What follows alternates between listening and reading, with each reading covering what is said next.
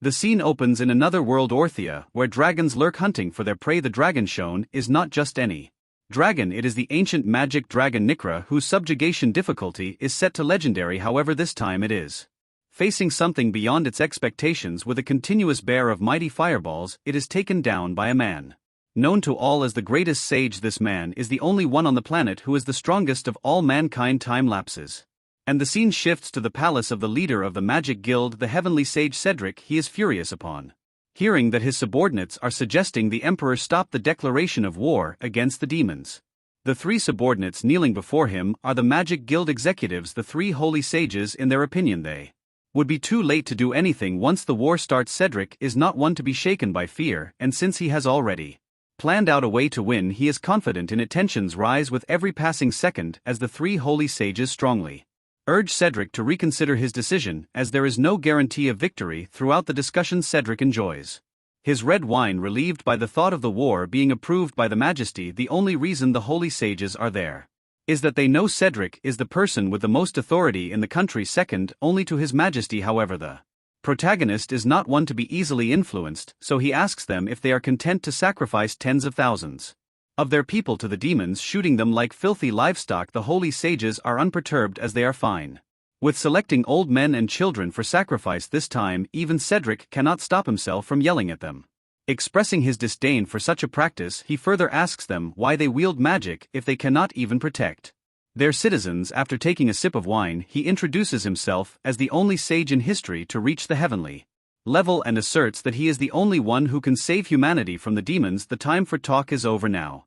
It's time for them to call the guards and use force. The man is not going to sit idly by and let the soldiers do as they please. However, everything is well planned, and Cedric suddenly collapses, losing all his strength. One of the holy sages then reveals that the wine was laced with a weakening poison, as they knew the man alone could single-handedly defeat a few thousand troops. They also knew that the only reason the emperor was advancing into battle was because of Cedric's strength. The holy sage mocks Cedric, kicking him on the floor, and tells him they are going to eliminate him right there and then. To save his life, Cedric reveals that if he dies they will be forced to live as livestock.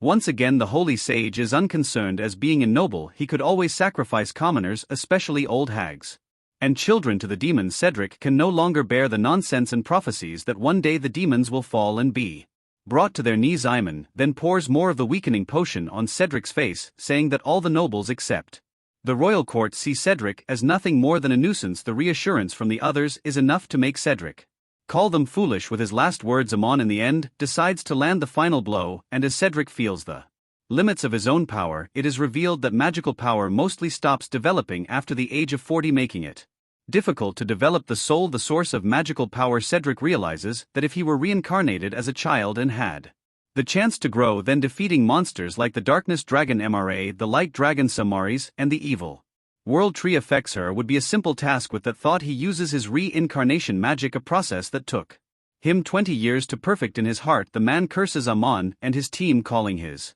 reincarnation journey at mere detour. Later, Cedric opens his eyes in the form of a boy. When he looks at himself in the mirror, he does not recognize his reflection and is surprised to find an already developed body. Just then he notices some rituals being performed around his bed. Realizing the ritual is for summoning a devil, he understands that this was not a complete accident. Despite the situation, he is pleased that his mission to acquire a young body has been successful. But before he can celebrate further, someone calls him young master and tells him it's time for dinner. Although he is tempted to rush in, the protagonist manages to stop himself and get dressed. Finally, he goes to the dining table where food is served, and as soon as he takes the first bite, he is astonished by the taste. He continuously asks for seconds and thirds. His senses sharpen with every plate, and after a few more he asks the support staff to thank the chef who prepared the meal. Everything shatters in an instant when he inquires about it, and he is informed that it's unusual for him to express gratitude, but since he is no longer the same person, he replies that there is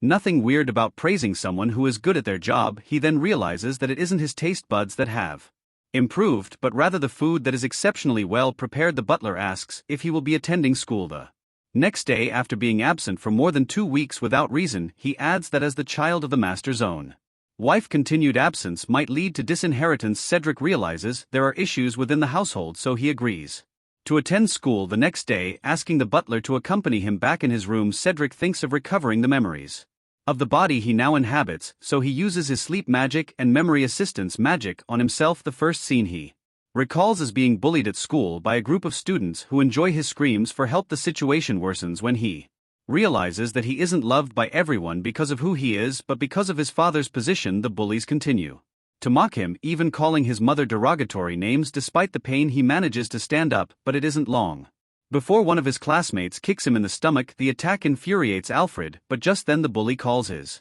friends over, asking if they'd like to join in. One of them agrees and approaches Alfred, who is sitting, calling him a sad bag and using him to relieve stress. When Alfred tries to get up, his eyes widen as he sees an adult man confronting the bullies. The man is his sensei. Alfred calls out to him for help, but the teacher coldly tells him that they received a message from his father, Algren. The message announces that students will be evaluated based on their marks and no special treatment will be given at school. Alfred, in despair, tries to explain that the situation isn't related to schoolwork, but the sensei ignores his pleas and leaves while Alfred was left all alone, screaming for help that was not worthy of being called a teacher, as he smirked while allowing the bullies to do what they wanted. Alfred was totally confused about why all of that was happening to him, as his teacher was not helping him, and the bullies were calling him a sandbag without any resistance. Out of nowhere, he found one of his familiars looking at him from the window, so he managed to crawl to that individual, asking for help and telling him that the bullies were completely unreasonable and the teachers were not helping him either. He was continuously asking Charles to